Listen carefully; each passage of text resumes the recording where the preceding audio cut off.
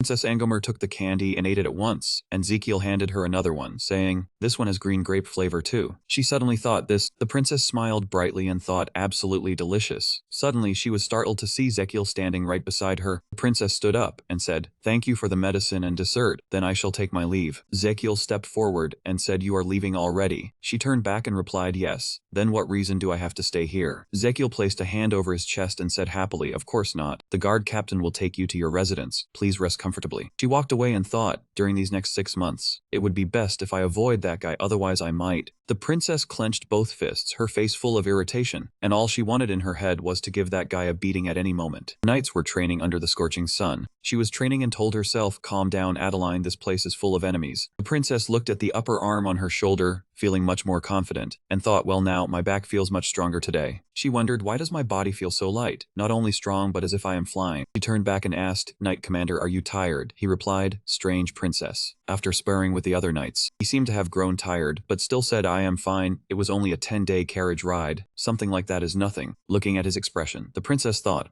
You do seem tired." She looked down at her own hands wondering, but why do not feel tired at all? Princess recalled the strange bowl of medicine she had drunk. Could it be because of that tonic yesterday? Yes, she did not want to think any more about it. Suddenly, the sound of noisy footsteps rang out. She turned around and looked, thinking in surprise, what is this? There are even old women and children in the side palace. She guessed that they did not look like servants. Seeing that they all looked haggard and sick, she thought they were probably patients, and this direction was the crown prince's side palace. The princess pondered and began to calculate something. She hid behind the door, thinking to herself, I unconsciously followed them here. The princess looked inside curiously and thought, I wonder what they are doing in the side palace. Suddenly she heard Ezekiel's voice, your liver is in flame. She was shocked. It was the crown prince. Ezekiel was examining a patient and said, first, avoid alcohol and greasy food. The patient replied, yes, your highness. Ezekiel continued, take the medicine regularly. Then we will begin treating you. Please come this way. He seemed to have discovered that the princess was hiding behind the door, and she was startled and quickly dodged away. She thought Ezekiel had already left, so she quietly let out a breath of relief. Ezekiel suddenly appeared beside her and asked, what are you doing here? She answered in panic, huh?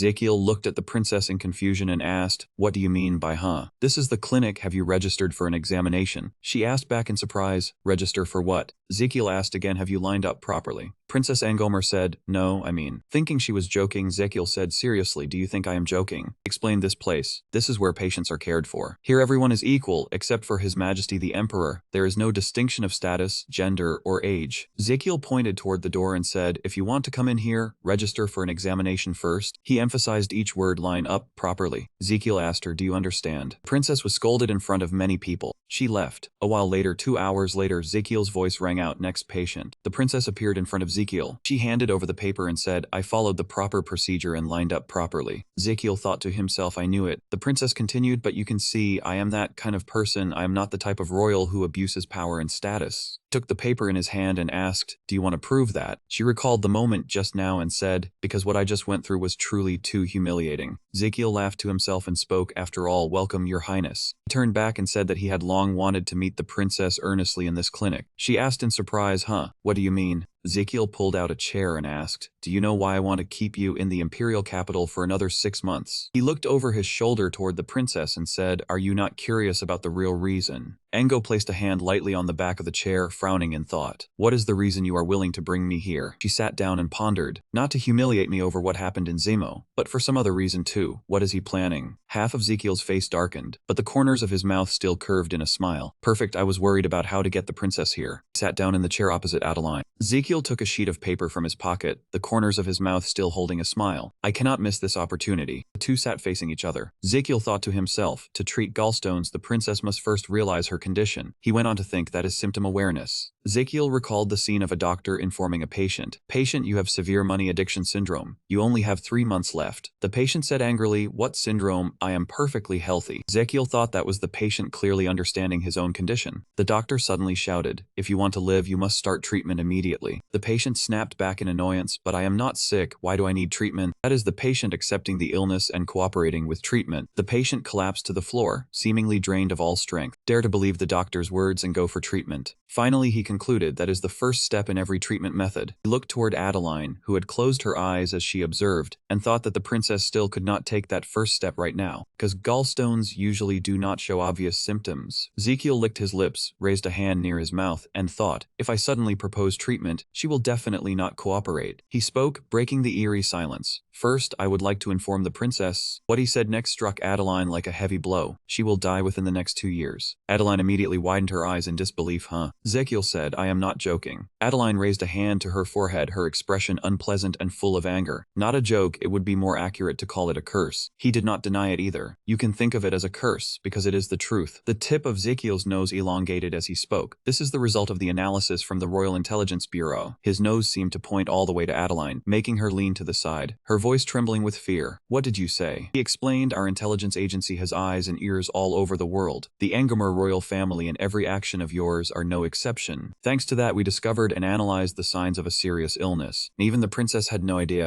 Adeline curled her lips into a mocking smile. So you mean I will die from illness within the next 2 years? In her heart she still did not believe it, asking over and over, will I really die within the next 2 years? Adeline was so angry that the veins on her forehead stood out clearly. I mistook you for a serious person, yet used this meaningless nonsense to tease me. Truly disappointing. The desk on her lap trembled slightly. You are putting on a very cruel joke. Ezekiel covered his mouth with his hand, looking sympathetic. The truth is sometimes very harsh. Adeline sprang to her feet, her voice full of displeasure. Are you trying to mock me that much? Ezekiel remained seated, looking up at Adeline in anger. I am not mocking you. I want to treat you. Adeline said, I cannot believe your words. He replied, then I will show you the proof. He called out, leaving Adeline blank. Bobuk. Something was moving in Ezekiel's left breast pocket. Suddenly, a yellow creature flew out from his pocket. It flapped its wings and soared into the sky, making everyone around them surprised and amazed. Bobuk circled joyfully the air. Ezekiel stopped speaking and asked, you must be bored lately, right? Finally, there is something for you to do. Bobuk flew down toward Ezekiel, who had reached out to catch him. No, today is not the time to eat and drink. Adeline looked at them in alarm. That is a mythical beast. He spoke while handing Bobuk to Adeline, then introduced him. First, let us greet each other. This is Princess Adeline, my patient today.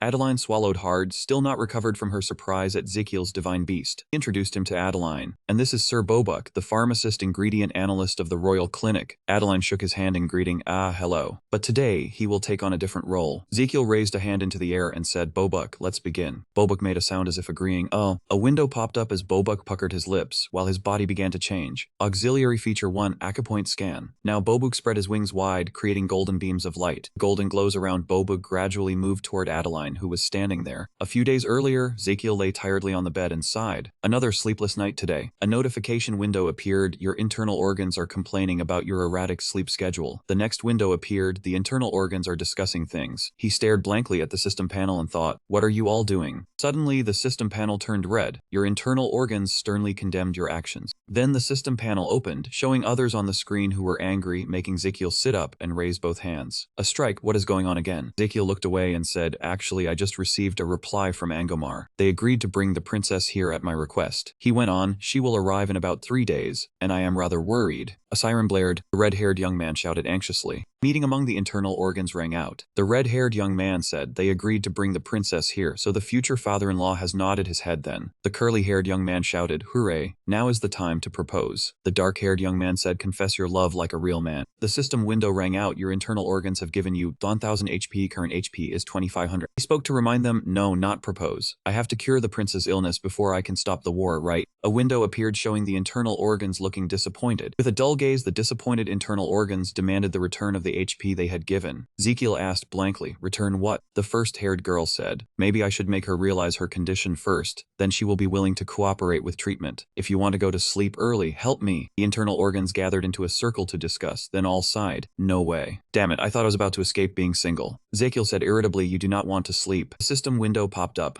Or should we try upgrading the pulse reading skill? He muttered, pulse reading skill. The system window popped up. Do you not want the princess to believe in her own condition? Then the best way is to let her see it with her own eyes, instead of having to explain at length. Ezekiel widened his eyes. You mean I can let her see the pulse reading skill? The system window displayed the detailed panel for this skill. Skill name, pulse reading level 6. Use pulse reading to diagnose the target's health condition. The results can be viewed in detail in the general diagnostic panel. In addition, your internal organs can communicate with the patient's internal organs to make the diagnosis more accurate. Current HP is 2500. Ezekiel reached out and pressed the level option on the system. Auxiliary feature 1, acupoint scan. HP required for the next level is 300. A notification window appeared. HP required for the next level is 350. He frowned slightly and thought, indeed, it cannot be upgraded in one go. His gaze grew firm. He gritted his teeth inwardly and quickly pressed the system, reminding himself, keep going. Layers of windows appeared one after another, then circles spun around Ezekiel. Skill name, pulse reading level 7. Skill name, pulse reading level 8. Skill name, pulse reading level 9. Skill name, pulse reading level 10. Your pulse diagnosis skill has reached level 11, and your proficiency has risen another step. From novice level 10 to intermediate level 1, you have become much more skilled at pulse diagnosis thanks to accumulated experience and skill points. Now through pulse diagnosis, you can not only see the condition inside the patient's body, but also show them the results. New auxiliary feature has just been unlocked. Ezekiel froze, staring wide-eyed at the system panel. Auxiliary feature 2 display. You can project the diagnostic results from the acupoint scanning function onto an external screen for the patient to see. However, the external screen must back in reality. The image of Adeline's gallbladder floated in the air. You said, "Princess, this is the CT image of your gallbladder." Adeline froze and stammered. "What?" she asked blankly. "Is this my gallbladder?" Ezekiel explained. "If you still have doubts, press on the right side of your abdomen, just below the ribs." Adeline looked at her own hand and thought to herself, "Let's try it." She did as told, placing her hand on the right side of her abdomen as Ezekiel instructed, and the image on the system panel changed as well. Adeline kept staring at the hand resting there. She still did not dare to believe it. Was this really happening? Ezekiel smiled smugly, thinking to himself, "Good, she has started to believe me." You stepped closer and said, "You must be very shocked, I understand. Seeing your own internal organs with your own eyes really is an experience enough to leave anyone dizzy." Adeline frowned slightly, hesitating as she asked, "So this was the reason I died?" Ezekiel explained calmly, "These gallstones would eventually block your bile ducts at some point. At that time, bile should have flowed through the bile duct into the duodenum. It would back up in the liver, then spread to the spleen and pancreas, causing severe damage to both organs." He stood before Adeline and concluded, "So if you do not get treated right now, you will die." Adeline fell silent for a moment, then replied, "I do not understand. Even if I were ill, why would the crown prince want to treat me?" Ezekiel gave a short answer for peace. His voice was strangely sincere. "I want the princess to be healthy so she can become the queen of Angomar. I believe that will bring peace to our royal family and your kingdom." He extended his hand, his voice growing even firmer. "That is why I invited you here." Adeline instinctively placed a hand over her chest, her face full of worry. "If I agree to cooperate with the treatment, then how exactly are you going to treat me?" He tightened his hand slightly, turned his face away and said, "Very simple. I will show you right now." Saying that, he suddenly raised his hand and clenched it into a fist. Ezekiel suddenly bent down, aiming the fist toward Adeline, which left her frozen and utterly flustered. Adeline of Angomar pressed a hand to her chest, her face showing worry and confusion, and asked Ezekiel, "If I agree to cooperate with the treatment, then how exactly are you going to treat me?" He immediately replied to Princess Angomar, "Very simple, I will show you right now." Ezekiel's hand suddenly clenched, then lunged toward the Princess of Angomar. He bent down and threw a punch at the princess. The princess was suddenly blocked, her eyes wide open, unable to believe what she was seeing. The fist had barely rushed forward when she managed to raise her hand and block it. Not only did he fail to land a blow, he was counterattacked, and the doctor screamed in pain. Ezekiel teared up, his hands shaking from the pain, and said, "I only wanted to show you the treatment method." He loudly questioned the princess, "Why did you hit me?" The princess would not yield either, and immediately snapped back in anger. Who introduces a treatment method like that? Ezekiel raised a hand in a gesture and said, "Let me explain again, 1, 2. Suddenly he shouted and raised his hand. After punching himself, Ezekiel was in so much pain that his whole body trembled violently. But he still forced himself to look fine, gave a thumbs up, said, "Punch your own chest with the princess's fist. See, easy, isn't it?" Princess Angomar looked at Ezekiel skeptically. "What did you say?" Though she still did not fully believe it, she could not help wondering whether this method would work. In her heart, she even briefly thought, could simply punching the chest really cure gallstones? As if she had just realized something far too unbelievable, her eyes widened, and a thought immediately flashed through her mind. Could this be a new kind of assassination? Suddenly Ezekiel raised a hand and said, "Ah, by the way, can the princess fire mana with 5 punches?" Princess Angomar crossed her arms and watched before replying, "That will do." After that, he kept proposing treatment methods he had thought up to deal with the princess's gallstones. Ezekiel suddenly grew serious, looked straight at the princess and said, "I can use extracorporeal shockwave therapy." Princess was still a little confused, so she asked again, "What exactly is extracorporeal shockwave therapy?" Sunlight from outside spilled straight into the room where he and the princess were speaking. "I will combine the mana the princess fires from her fist with my Azrahan technique, then guide that mana shockwave in the right direction." Princess Angomar did not expect Ezekiel to say that, and in her heart, she thought in confusion, "What do you mean?" He immediately explained it to her. "As you know, the Azrahan technique can absorb and guide mana." Ezekiel recalled the events of the past and pieced them together, then said, "That is why, when the princess fires mana into her chest, I will redirect it." He and Damien exchanged glances. Princess Angomar asked curiously, "Redirect it where?" He gestured toward the plate. The plate was on the table, and his expression grew slightly serious. Damien placed both hands on the sword hilt. The sword at his side was also ready to be drawn. Suddenly Damien swung his sword at the slab of meat. At that moment, he also unleashed a spell to block it. His other hand continued reaching forward, toward a stone floating in midair, toward the gallstone in the princess's gallbladder. The princess looked perplexedly at the beam of light that had just appeared. He said with delight, "We did it, the gallstone can be removed. A level 10 skill for selling medicine with words, there is no such skill." He thought over the treatment plan, his hand on his chin. "Then let's try extracorporeal shockwave therapy." The princess immediately put forward her condition. "If I agree to treatment, the crown prince must too." She continued, "My request is very simple, grant me one thing." He also asked back, "Then what do you want?" Ezekiel listened silently to Princess Angomar's request. After the gallstone is removed, please allow me to return to my homeland without staying here for 6 full months. Then he happily nodded in agreement. Alright. Angomar was surprised. She had not expected Ezekiel to agree so quickly. You are agreeing far too easily. He cheerfully explained why he agreed so quickly. If the princess's gallstone has already been cured, then I have no reason to keep you here. So I will take that as your agreement to treatment. Even after hearing that, the princess still felt a little suspicious. I keep feeling like I am being tricked. He reached toward her, his expression half smiling and half serious. There are too many people here. Let's move to another treatment room. Outside the room was the noisy chatter of the crowd. The princess was a little irritated, while Ezekiel seemed not to care. He told Angomar, then turn your back. Ezekiel placed his hand behind the princess's back and instructed, do not move until I give the order, then held his breath for a moment. As he instructed her, he cast magic, needing to determine the exact position and size of the gallstone. When he finished, he told the princess to relax. Alright, you can exhale, clench your right fist and place it on the right side of your abdomen. Two of them continued working together to find the stone's exact location. Here, a little or just a little. A bit more to the left. Alright, he said with a smile to the princess, but her face was clearly irritated. Alright, now punch your own chest. Ezekiel stopped smiling, his face turning completely serious, and told her that the most important thing was to focus the mana fired from her fist into one point. He went on, imagine it as a needle that is both extremely hard and extremely sharp. Princess Angomar kept punching forward, and a powerful beam of light gradually gathered at a single point. He asked her, can you do it? The princess clenched her fist and answered confidently, of course I can. He lightly touched something on the princess's back, and rays of light immediately spread around them. Angomar exhaled softly. Since this is the first time, let's try with gentle force first. She raised her fist and punched straight into her own stomach. Something was being thrown into disarray. Princess Angomar opened her eyes wide. The princess was stunned because her body did not feel any pain at all. What is this? The mana from the fist had clearly touched my chest, yet I did not feel any pain at all, as if it vanished completely. He praised the princess for doing very well. Very good, you did very well. He continued, look at the spot in front of you. The gallstone is cracked. The mana hit it very accurately. He smiled at the princess. Do it one more time. So fire once more just like before. She also nodded in agreement. Alright. She gathered all her strength, raised her hand and punched straight into her own body. A full force punch landed straight in her abdomen. The princess' face broke into a radiant smile, though it was still a little unsettling. That angelic smile had returned. Cut to a large house. Suddenly a loud noise rang out, startling the flock of birds into scattering in panic. Violent crash rang out from somewhere, startling even the huge Eurus awake. Count Benjamin, who was eating, was so startled that he dropped his spoon. A stallion who had been sleeping on the bed also jolted awake, his mind spinning. Beside him, his close attendant trembled at the sound. The emperor had just woken for a moment before quickly falling asleep again, leaving the logistics crew even more in disarray. Ibo strained with all its might. An analysis screen appeared from its mouth. Is done. As you can see, the gallstone has shattered. Ezekiel slumped behind the princess. You did very well from the very first attempt, and she was delighted that everything had succeeded. Really? Just looking at the screen, he explained, yes, these fragments will be expelled automatically, so you do not need to worry. We will stop treatment here today. That fast, it is already done. The princess suggested doing it one more time, but Ezekiel seemed unwilling. Not good. My face has gone pale, and my hands are trembling too. I can break through one more round. Ezekiel went pale, gone and tightly lipped, and the only thing in his mind was why. Both his hands trembled as if someone else had been forced to bear it all. You created a very powerful spell. The shockwaves I thought had disappeared. Could it be because of you? The princess anxiously gave Ezekiel a light shake and asked, Crown Prince, are you all right? He also reassured her, I am fine. Ezekiel was trembling all over, and in his confusion he thought, the princess's mana is stronger than I expected. I never thought it would overpower me like this. Seeing that he was still dazed, the princess kept shaking him and asked, Crown Prince, hey. Ezekiel, shaken dizzy, answered,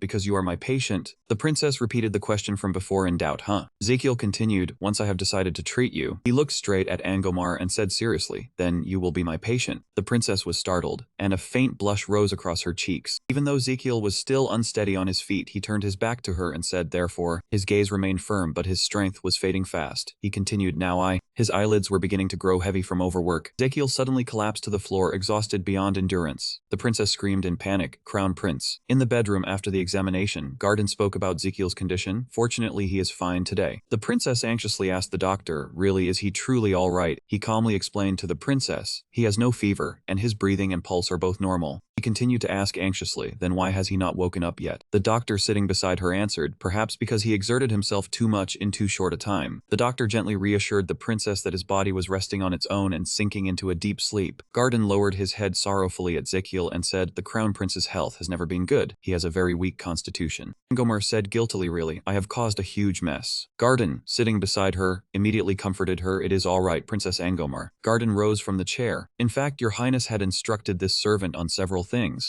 He carefully covered Zekiel with the blanket again and said, he told this servant that treating the princess could be very painful, and he might also faint from exhaustion, so do not be too surprised. Princess Angomar heard this and immediately asked in confusion, you mean? He turned to explain to the princess about Zekiel. Your highness has always been like this. He puts his patience before himself. The princess remembered what Zekiel had once said to her, because you are my patient. The doctor shared further with the princess about Zekiel. That is why this servant always worries about him, because this servant is the crown prince's personal physician. Angomar looked at the man lying on the bed, her mind full of thoughts. This crown prince, everything he did came from sincerity. A notice window appeared. Your dedication to the patient touched someone's heart. Oh, you fool. Princess's eyes were wet with tears as she recalled the past and thought, I was so petty when I once doubted such an outstanding person. The doctor stood up, wiped away his tears, then looked at Zekiel with pain in his heart. In truth, your sincerity was only a way to achieve your own goals, but that heart, which even you yourself did not realize, was truly sincere toward the patient. The notice window continued to appear. This sincerity and dedication will bring many positive changes in the future. Angomar's fingers twitched slightly. She reached out and took Zekiel's hand, then smiled gently. You have built the highest level of medical trust with Adeline. She took his hand and lifted it, and she will not question any of your medical decisions. On the system screen, the two of them desperately tried to shout a warning. You are being fooled, you fool. And Zekiel was still fast asleep, unaware of anything. So your body's organs are cheering you on with all their heart. He is a scammer, but it is all right after all. He did his best. The organs in your body have given you 500 health. Current health is 500. The doctor discovered something. He saw the princess holding Zekiel's hand and was so shocked his jaw dropped. Huh? Could it be? He was so shocked he had to cover his mouth with his hand, and a blue emergency symbol appeared above his head. What in the world is this? Outside the window, the scenery remained as quiet as ever. Angomar looked up at Zekiel across from her and asked, has the crown prince gotten better? He crossed his arms, looked straight ahead, and replied, I have always been fine. Before I fainted, what did I say again? The princess covered her mouth and said very shyly, do you remember? Zekiel replied in confusion, no, I do not remember. Angomar laughed happily and teased him, impossible, you looked straight into my eyes and said it. What did you say again? She repeated his words with a teasing tone. Once you have decided to treat me, you will be my patient. Zekiel blushed red and shouted, stop. Forcing down his embarrassment, he cleared his throat and said, in any case, it is good that nothing is wrong. By now the house was clean and tidy. The two continued talking. That is unavoidable during treatment, so you do not need to worry that the treatment will be affected. Zekiel looked straight at her and said seriously that Vita would spend the entire afternoon treating the princess. He dug his nails into his thigh, silently telling himself, today I will not faint, absolutely not. Angomar was about to say something. The princess smiled faintly and said, I have decided to trust you. Zekiel could hardly believe it when he heard the princess say, ah. He was surprised to hear the princess say, I saw with my own eyes how hard the crown prince tried to treat me, and how much he suffered. Angomar concluded, placing a hand on her stomach and saying to Zekiel that all my trust is placed in you. Therefore I believe that only by removing this gallstone can I survive. Outside, the sunlight was still filtering through the leaves. Zekiel exclaimed happily, really? Yes, I am ready. Princess Angomar placed a hand over her chest, expressing her trust in Zekiel. Thank you. The two looked at each other. She spoke again, I have wanted to say this for a long time. Zekiel shyly lowered his head, thinking it is a little embarrassing, but this is for me. Suddenly he broke into a very odd smile. Then let us continue the treatment. He sprang up from the chair in high spirits, turned to Princess Angomar and said, let us begin right away. Angomar also obediently followed, immediately releasing her power. Like this, Zekiel replied with satisfaction, yes. Cut to the large building, another heavy crash rang out. A notice appeared, you are continuously absorbing powerful mana shockwaves from outside through the Ezrahen inner technique. A forceful shockwave slammed straight into Princess Angomar's abdomen. Behind the princess, Zekiel was also doing something to treat her. Notice appeared again and again. You are continuously absorbing powerful mana shockwaves from outside through the Ezrahen inner technique. Zekiel's face showed clear exhaustion. A streak of light suddenly appeared. Zekiel stared at the stones in astonishment. He looked up at the system panel in excitement. This chain of actions had become a valuable source of experience for your interaction with Ezrahen. The Ezrahen mental technique level had increased. Ezrahen mental technique name level single circle skill level 4, mana amplification rate 170%, blood needed for the next level 800, current blood to find 500. Ezekiel seemed to have just accomplished something. As Azrahan mental technique developed, the number of circle slots you possessed was also affected, and the storage capacity of the circle slot had been expanded. At this moment, the heart wrapped in a blue energy source, slot 1 had been expanded. Maximum capacity of slot 1, 13 liters. A few days later, Ezekiel let out a relieved breath and said the 15th gallstone had finally shattered. After treating the princess for some time, he looked as haggard as an old man. Azran mental technique name level single circle level 6, maximum capacity of slot 1, 15 liters. On the other hand, Angomar was brimming with life and said happily, "Now there is only one left, right?" Ezekiel knelt on the ground and raised his thumb in reply. Thanks to the princess's very active cooperation, though his face was haggard, his cheeks hollowed like those of an 80-year-old man, he still said excitedly, "Yet the force you released was truly powerful and heavy." Ezekiel suddenly gagged. Seeing that, the princess worriedly said, "Oh, you make me feel so guilty." He still tried to answer, "Why don't you thank me instead?" The princess stepped forward and pressed him. "That sounds like you want me to repay you." Ezekiel answered frankly, "There is no such thing as a free meal in this world." Angomar asked Ezekiel with a serious face, "Then what should I do to—" His fist clenched, the crown prince looked satisfied. Ezekiel looked at her hopefully. "I only hope Angomar will no longer wage war with Magentano forever." Angomar stammered in shock. "Dobby what?" The princess seemed rather displeased with Ezekiel's request. "What did you just say? Do you know that?" Ezekiel thought in confusion. What is the princess surprised about? Princess Angomar gently touched her two fingers together and asked shyly, "Crown Prince, are you the kind of person—" She put her hand behind her back, gently swayed, said, "How strange, I've never met anyone like you." Ezekiel looked at the princess in confusion, thinking, what is she talking about? What does she mean? He warily stretched. "All right, let's stop here for today." Ezekiel turned and walked out, saying happily, "Today I have a patient discharged." Archbishop Bertona, Royal Knight Roberto, Ezekiel, and a steward all stood before Estelian's bed. Archbishop looked at the emperor and said, "Then, your majesty, let's begin." The emperor was lying on the bed, eyes closed, his face showing irritation. Archbishop created a golden light. The emperor suddenly sat up. Roberto and the steward gasped in astonishment, tears of joy in their eyes, and cried out, "Your majesty." The emperor's hands trembled as he said softly, "I no longer have the strength to speak. Bring me a pen." The steward immediately handed the emperor paper and pen. Estelle hurriedly replied, "Yes." The emperor took the paper and pen in his hands, then wrote something.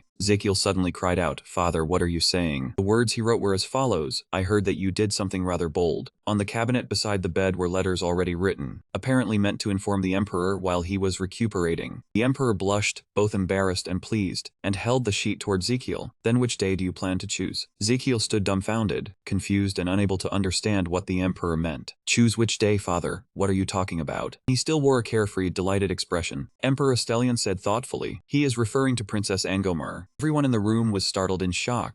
He slowly continued, "I will not ask how you managed to make Angomar Convoy fall for you." Everyone's eyes lit up. "And I will not ask how you managed to enchant that old man. You are the one who will shoulder the imperial family and the people of the empire in the future." The emperor pointed straight at the crown prince and scolded, "Yet you went ahead and decided your own marriage without discussing it with me." Ezekiel thought to himself, he thinks I was flirting with the princess? Surely not. Recalling that before, the maid had seen him with the princess, but on second thought that made sense. Anyone who saw it would be surprised. He knew that no matter what he said about the Great War, the emperor would not believe him. Seeing him silent, the emperor asked, "Why is my crown prince not saying anything?" Ezekiel broke into a sweat, rapidly weighing his options. A long explanation really was too troublesome. Finally he answered him. "Actually," he honestly replied, "I was rejected." The emperor stared wide-eyed in shock. "What then? What about my son?" Ezekiel silently praised inwardly, "Great, it worked." Ezekiel bowed and said, "You are right, your majesty. I took advantage of your severe illness to carry out my wicked plan. I succeeded in bringing in the princess to the capital, but," the emperor continued, "but," his eyes reddened. "Everything after that did not unfold as desired, and I was rejected." The emperor could not believe what he was hearing. Could it be? You guessed right." He was moved to tears. The emperor kept asking, and he kept answering, "Did you confess?" "Yes." "And the result was?" "Yes." Everyone in the room cried out in alarm, "Your Highness, it looks like he is about to faint again." The emperor ignored the cries and shouted, "Archbishop, treat me." As he gave the order, he turned to look at Ezekiel, his fist clenched. "If you had even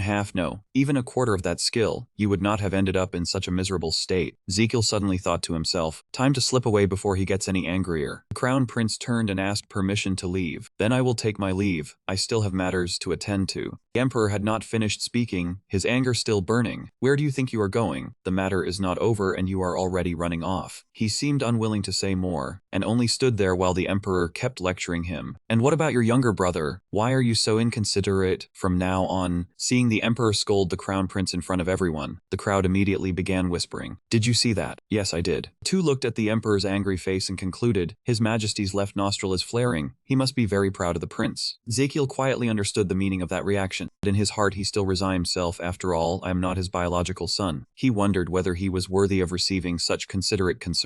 In the room he answered the emperor, I understand your concern, but the patient is waiting. He grew even more irritated. Go on, he reminded the emperor. About what I mentioned earlier, he seemed to deliberately sulk and drive him away. Please be careful. Now step back. Still burdened, he quickly left the room. Unfortunately, I still have not found the one who once tried to assassinate the emperor. For now I can only be more cautious. Now that the matter has reached the emperor's ears, he will certainly be more alert as well. The guard was whipping his horse as he sped along. Faster, even faster. In his hand was a scroll of letters, and in his heart only one thought, I have to report to the princess right away. And that was a morning in the grand palace. The crown prince shakily raised his index finger and said, after 16 days of being beaten more than 500 times, there was finally only one left. The princess asked in surprise, you said treatment just now. Why did it become beating now? What exactly is that? His face darkened. He raised his fingers. That is the number of times I was beaten unconscious. Now it has reached the final strike. The princess showed off her sturdy arm. This time I will end it. His hand had to bear the force from her blow. Power erupted violently, with a booming blast and a flash of blue light. He was almost unable to hold anymore. This was the strongest hit yet. A pink mass of energy surrounded by blue light appeared. He thought to himself, it's over. The system announced you have successfully endured 501 external mana strikes. A new supplementary skill of Ezrahan mental technique has been unlocked. He could no longer take it and collapsed to the ground, gasping. He turned back and asked, are you all right? Right then, the system voice rang out again. Supplementary feature 2, immunity to unconsciousness. Limit 1 time per day. Duration 5 minutes. He told himself that immunity to fainting meant that every day, he would be spared unconsciousness for the first 5 minutes. He recalled what had just happened, and the fact that he was still alive proved that he really was incredibly strong. The system continued to remind him that his internal organs were rejoicing over the new bonus feature. He smiled in satisfaction at his efforts. His internal organs rewarded him with 2,200 health, bringing his current health to 4,700. He excitedly reported the news to the princess. It's done. The princess stared in shock and asked again, really, am I fully cured already? The two of them kept talking for a while, still unable to relax. Since the treatment was not yet over, the princess asked again, do you mean I still need more treatment? He answered, yes, now we need to keep monitoring and caring for you. He silently came to a diagnosis. For someone young like Adeline to have gallstones, her constitution was probably very prone to stone formation. Crown Prince shouted Garden. He instructed them to have her take the Artemisia capillaris decoction for 15 days, then monitor whether it suited her constitution and check whether the flow and excretion of bile were functioning normally. The princess took the medicine with a reluctant expression. The system appeared the skill requiring level 2 payment had been activated. Adeline's lifespan had been extended by 67 years and 10 months through your many treatments. You received 1 in 1950 of 67 years and 10 months, equivalent to 13 days of lifespan. Total lifespan received is 13, projected lifespan 176 days. He clenched his fist, unable to help but marvel inwardly. This was amazing. He realized that if she kept taking the Artemisia capillaris decoction, she would no longer have to worry about dying from gallstones. Princess Luang Garden's gaze made him panic, and if she became the Queen of Angomar, the great war that destroyed the Magentano royal family would also not happen. He was overjoyed, so this was my life of luxury and wealth. Suddenly there was a frantic knocking at the door, and a voice from outside rang out, is the princess in there? Urgent news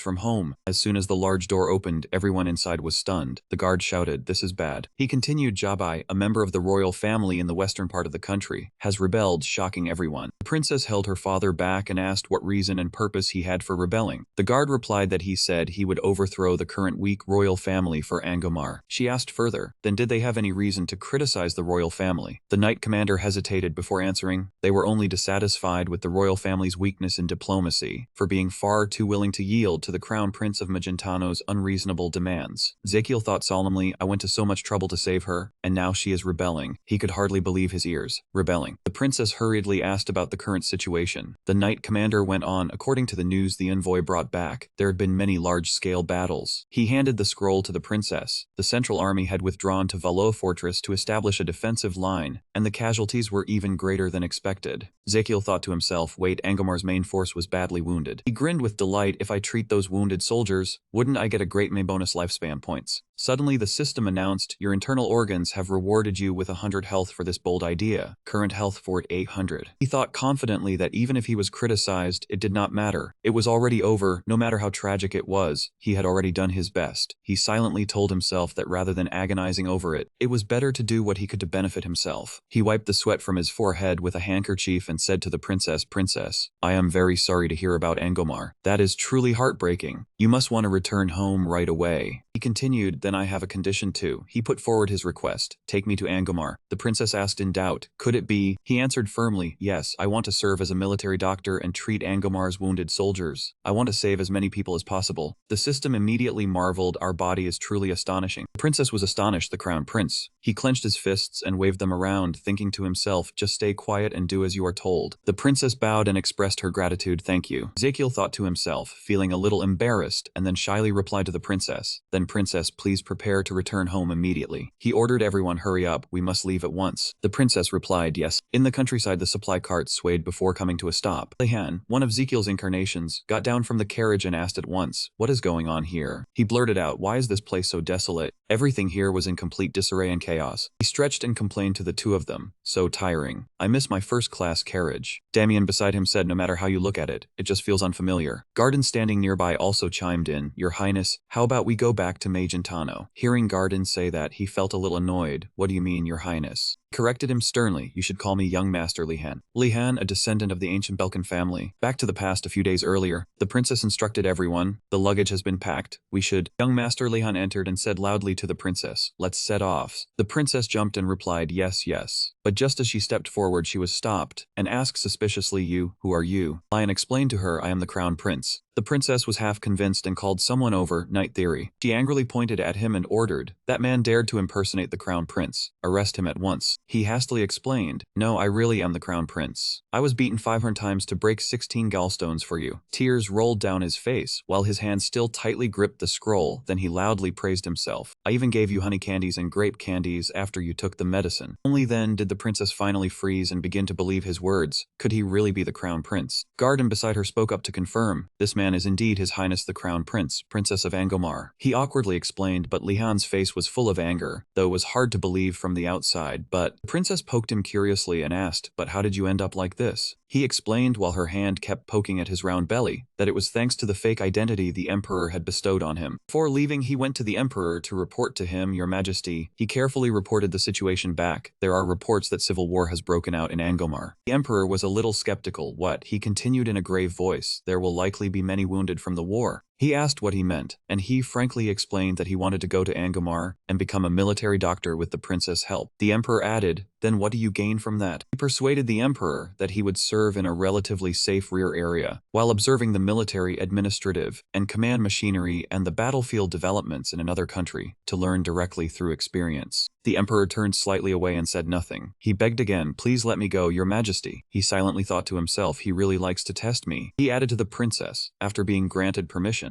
I asked the royal mage to use transformation magic. She was stunned, so that's why he normally looks so fat. He lowered his head and rubbed his belly. I am only changing my appearance with magic. If I take a hard hit, the spell could be broken. The princess opened the scroll and read it. What is this document? An ancient nobleman who had excellently completed public health training. He explained to her, it is just a fabricated fake identity. Then shall we set off? On the way to Angomar, Damien asked Garden, will the clinic be all right? Hearing this, he immediately replied, with Anus there, it will be fine. He said in a tone full of confidence, she can even diagnose common illnesses just by smell. I also passed on the medicine formulas for each illness to her, so even if I am away for a few months, the clinic will still operate normally. On the carriage, he kept talking without stopping. I will tell the outside world that I am recuperating and limiting contact with others. He turned back and asked Damien with suspicion, it seems you are worried about something as the captain of my special operations unit. Hearing this, he hesitated before saying, Miss Annis. He asked a question that made Garden freeze. She will probably receive a special reward, right? He looked as if he were about to burst into tears, silently thinking, poor Annis. With a confident expression, he silently marveled that a doctor should immediately rush to help a patient when needed, yet he himself was still far too lacking. Damien also seemed to be thinking about something, but then suddenly smiled. The carriage kept going for several days, crossing many cities and fortresses, and enduring many days and nights. At last, we had finally arrived at the Angomar army and received Adeline's Lihan's help, in hopes of being assigned to the wounded camp behind the front lines where it was safer. After handing over the Yinshinhao transcription to Adeline, he silently told himself that he and the roughly 10 soldiers dispatched with him at last had arrived at the wounded camp. Standing before the wounded camp, he could not help being surprised. It was hard to believe this place did not even have a single nurse. The three of them looked all around. He walked up to a curtain and lifted it to look inside. He froze, unable to believe his eyes. What was this? The three of them lifted the curtain together. Before their eyes was the sight of people lying everywhere, when a voice suddenly rang out, "Who are you?" He turned around and saw the soldier behind him, who had just opened his mouth and kept pressing him with questions. He replied, "Before asking who I am, you should introduce yourself first." That man immediately said, "I am the wounded camp manager. Are you the officer sent from headquarters?" He stepped outside and calmly introduced himself. "I am the military doctor." That man still doubted his identity, so he asked again, "A military doctor? I have not heard that a military doctor would be coming here." Wanting to clarify the situation, he asked further, "Then do you know what the situation inside the tent is like?" He dejectedly confirmed what he had guessed. Yes, they must all be dead already. Looked inside and asked, "Is there anyone still alive?" He jumped and blurted back, "What?" He slowly sighed,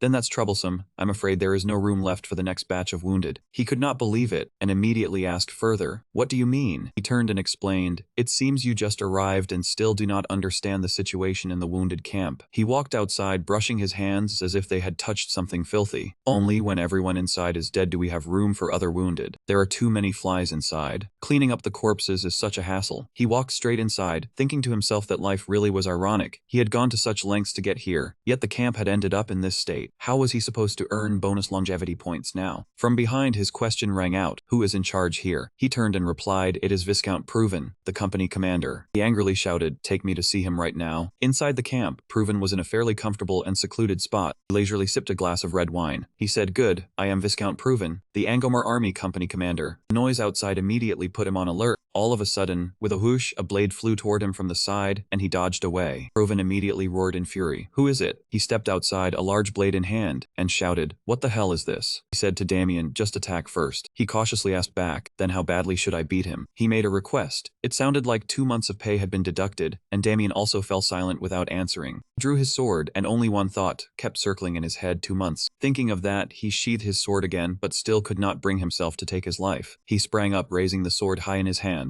He screamed in terror. Slash after slash fell, and so 1 day passed, then 2 days, 3 days, 4 days. During the pain, he hurriedly tried to stop him. "Stop, stop, do you know who I am? I am the highest-ranking person in charge here," Lihan replied calmly. Proven looked back in astonishment, and Lihan said, "I know. I came here to arrest someone." He angrily shouted, then held out the stack of documents in front of him. "Corrupt official, bureaucratic scum." Proven was sweating profusely, swallowing hard, clutching his injured arm as he knelt in salute, words stammering out incoherently. Lihan shouted, "I am the physician of Dark Path Han, here to treat you." Damien standing beside him even cut in, "That makes no sense. But why am I the one who has to be treated?" He added, "Because I am being paid." He could only fall silent. He pushed the stack of documents up close in front of the Viscount and said, "Read this." Unexpectedly, he read aloud the contents inside. Angomar's Prince Adeline, the first in line to the throne, had granted Lihan full authority over the wounded camp. He gripped the paper tightly and cried out in resentment, "What did I do wrong to be treated like this?" He struggled to suppress his anger. He roared so loudly that Proven froze. "You still dare ask where you went wrong?" he angrily demanded, "managing the wounded camp like this. And you still dare call yourself the one in charge?" He shoved hard, sending the Viscount tumbling to the ground, then shouted, "Damien." He coldly ordered, "Take him away." Receiving the order, he immediately replied, "Yes, young master." After everything was handled, Damien stepped up before Lihan to report. He immediately asked, "That company commander did not resist when he was taken away?" He answered casually. He was quite obedient. He only muttered that his military career was basically over. Suddenly, his expression dimmed a little. "But it seems we were a bit too harsh. Will that be a problem?" He replied briefly, "Sometimes flogging is the best method." He was still irritated as he remarked that man only knew how to keep everything unchanged, no matter how bad things got. Under management like that, the wounded would only die. Too bad, this was no longer a wounded camp. He came to a conclusion, and it was more like a morgue. Damien lowered his eyes slightly, looking straight at him. Seeing that look, he asked curiously, "Why do you keep staring at me?" His face went cold as if nothing had happened. Then he asked Liam back, "Nothing. So what are you planning to do now. He turned and walked away, gradually leaving Damien behind. First, let's go see Garden. Inside a tent, 3 people sat around a table. Lihan sat in the middle, deep in thought as if weighing something. In his mind, he was still silently comparing it with Earth's historical timeline. This place was no different from the 17th or 18th century. He could not let this situation continue any longer. He turned and called for Garden. He calmly instructed, first, we need to sort the wounded, prioritize the most serious cases for treatment. At the same time, replace the tents with better ones, emphasize personal hygiene, and replenish all medical supplies. Garden replied, yes, sir. But at that very moment, the sound of someone entering interrupted him. Military doctor. The one who entered was a man from the camp, bringing in a severely wounded soldier. His face twisted in pain. Save me, his urgent cry rang out as he was quickly carried inside. As Garden asked the other man about the wounded soldier's condition, he also examined the wounds on his body. How is the wounded soldier's condition? The other man replied, 2 arrows are stuck in the arm, 1 hit the ribs. Seeing this, he could not help thinking silently that the situation was not looking good. He guessed the wounds were probably over 2 days old. The moldy bandages showed they had not been properly cared for. Observing the wound condition, he silently thought it was not yet fatal, but the infection was already severe. He lay curled up, gritting his teeth and enduring the pain. If this continued, even those who could still be saved would not survive. Lihan spoke, Night Garden, what do you think? He immediately concluded, he needs surgery right now. He was startled and looked over at Garden, silently thinking that bringing Night Garden had indeed been the right choice. He was a surgical expert, and although he had studied this in his university traditional medicine program, he still lacked practical experience. With Garden's help, he could make up for his biggest weakness. His face was full of pain. Thanks to that, my healing range would be greatly expanded. Garden turned to leave, then called back over his shoulder, can you perform the surgery right now? He showed almost no change in expression as he replied, of course. He walked over to his medical bag and started looking for tools. He pulled out a short knife, making everyone confused as they asked, what are you taking out? He held up the knife to explain it, leaving Lihan stunned. This is a scalpel used to cut through skin and muscle in excision surgeries. He then took out another tool, making him break into a cold sweat. And this is a bone-cutting tool. Human bones are very hard, so this is needed to complete an amputation surgery as quickly as possible. He held the tool up to examine it and continued, the faster it is, the less pain and blood loss. The other 2 still kept blank expressions as they listened to him speak. What is this? Lihan asked coldly. Then what about the anesthetic? He asked uncertainly, what is anesthesia? He recalled a medicine and asked further, do you mean a way to ease the patient's pain? We usually give them strong liquor mixed with medicine. Once they drink it, they pass out, and it is better than enduring the pain during surgery. He thought of that flushed face. I used vodka instead of the other thing. Its taste is easier to drink. All the instruments have been placed on the tray. He asked, so what kind of surgery is this? He immediately replied, it is an excision. I think we should remove the injured arm first. He pressed Garden's shoulder and ordered in a stern voice. All right, just use it. He asked suspiciously, you are not operating personally. He gave a faint mocking smile. It is not that I do not want to, it is that I cannot. I cannot bear to take the patient's life. Garden froze as he approached to examine the patient. The wound seemed to have become infected. The fever was very high. His physical strength and resistance must have dropped to their lowest point. He placed a hand on the injured man's forehead to check the temperature. If they operated in this condition, the risk of death was very high. They needed anesthesia. He suddenly realized the kind of neural disruption we used on Anis. That method cannot erase all pain. He gritted his teeth and thought for a moment. Kuzman's numbing toxin. That was far too dangerous. The system now reported, your organs heard that you were worried and seemed very excited. The organs in the body began to argue. The heart spoke first, surgery. It will only hurt a little, just grit your teeth and bear it. The lungs agreed, operate, operate. The intestines also chimed in, hey, if it cannot be avoided, just think of it as an experience. The liver refused to be outdone. It is fine, it can still be done. The stomach said to Lihan, if you are scared, just scream it out to ease the tension. Why keep holding onto your blood, I understand. The system now reported the organs of Vuban have given you 100 HP, current HP 4900. After thinking for a long time, he decided to press the button. I want to save as much blood as possible, but this is the only feasible way. The light from the system flashed, leaving him gaping. He thought to himself, then another notification appeared.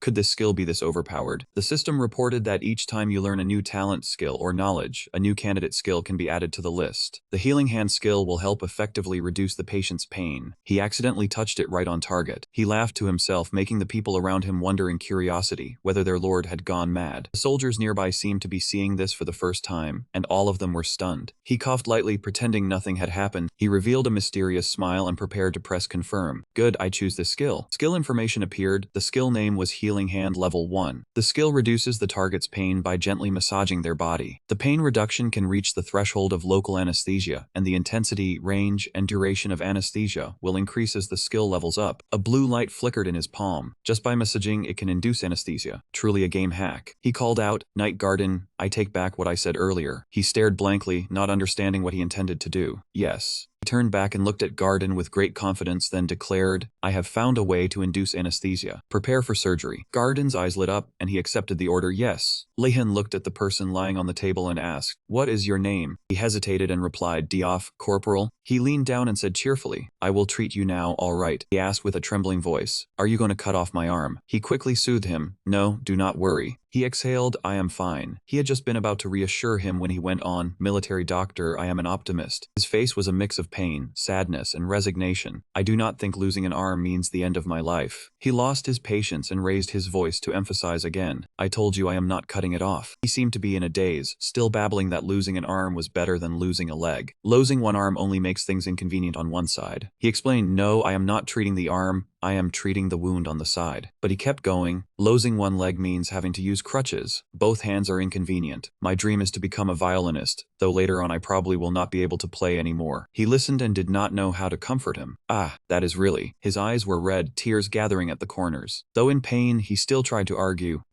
As you can see, I am an optimist." He glared warningly, "Now shut up before I cut out your tongue as well." His whole body immediately began to tremble. He said hesitantly to Garden, "Then I will begin the anesthesia." He thoughtfully placed a hand on the wounded soldier's abdomen. Looking a little embarrassed, he murmured softly, "Healing hand." His singing voice rang out, "Heal, healing hand." It made everyone freeze, and they looked at him in bewilderment. "Healing hand, healing hand, healing." That gentle melody made the wounded soldier seem as if he were fighting against intense pain. The system now reported, skill name Healing Hand Level 1. Activation condition, you must read the mantra Healing Hand accurately and continuously in the correct rhythm. He sang with great confidence, healing. Inside, he thought with praise, "My voice sounds pretty good today." But right after that, a red warning popped up, insufficient sincerity in the singing. Activation of Healing Hand Level 1 failed. He silently cursed the organs in his body. Ezekiel gritted his teeth in annoyance as the organs in his body kept urging, "Sing now, sing." A karaoke screen appeared before him. Ezekiel became immersed in the song, "My hand is the healing hand, my hand is the healing hand." He lost himself in the melody, "My hand is the healing hand." Garden stood beside him, while the others were speechless as they watched Ezekiel sing, while placing his hand on the wounded soldier. "My hand is the healing hand." The system announced, Healing Hand Level 1 activated successfully. The patient's pain has lessened. The wounded soldier looked down at his abdomen in surprise. That place. It does not hurt anymore." Ezekiel asked while singing, "My hand is the healing hand. How is the painful area now?" The wounded soldier replied, "It still stings a little, but it does not hurt like before." What just happened? He was overjoyed. As expected, there really is a way. "My hand is the healing hand." To maintain the anesthesia effect, Ezekiel still had to sing, "My hand is the healing hand, who healing hey yo." Now let's see whether the anesthesia really works or not. He gently patted the bandaged abdomen of the wounded soldier and asked, "Do you still feel anything?" He replied, "Not a bit of pain." Ezekiel secretly rejoiced. It worked. This skill is quite useful. He began to order, "Garden, the anesthesia is done. Let us start the surgery. First clean and stitch the wound. I will handle the side area first." He replied, "Understood." A while later, the surgery was over. The dirty bandages had been replaced, and the surgical tools were neatly arranged on the table. Garden reported, "The side wound has been handled, and the arrow has also been removed." Ezekiel continued to direct him, "Now treat his arm." The wounded soldier looked at the two of them and asked fearfully, "We really do not need to amputate it." His face went pale with worry, and he thought to himself that even though the pain had eased, the unease remained unchanged. He continued singing while keeping the soldier anesthetized, "My hand is the healing hand. First we have to deal with your wound. Do not worry, we will not cut off anything of yours." Suddenly a system notification popped up, surprising Ezekiel a little. He lifted the wounded soldier's arm while reading the contents of the notification. Healing Hand Level 2 skill. Performs pain relief in already anesthetized areas, plus 20% numbing effectiveness. The range and effect of anesthesia will increase with skill level. Immediately after, Ezekiel pinched hard beside the wound. The wounded soldier did not react at all, just looked at him blankly. He secretly thought that even when he pressed harder on the wound and he still had no reaction, the skill's effect was truly remarkable. After finishing the test, Ezekiel turned to Garden and said, "Begin." He nodded to show he understood. He held the suture thread in his hand, and with practiced motion pulled out a suitable length. Then he used scissors to cut the thread. He lifted the surgical knife. His movements were swift and neat, his mind intensely focused. Seeing this, Ezekiel silently praised him. His skill really was no ordinary thing. Looking at how he arranged the instruments so neatly, he remarked that compared with his own modern medical knowledge, he truly was an exception. Ezekiel acknowledged his talent and watched closely as he stitched the wound. Surgery was indeed his specialty. I never expected it to be the vertical mattress suture technique 8. He looked at Garden in astonishment, then silently concluded. No wonder he became the royal family's personal physician at such a young age. Out loud, he still sang to maintain the anesthesia effect. My hand is the healing hand. Behind them, a red-haired soldier asked the one beside him, "Did you see that?" The blonde soldier replied, "Yeah,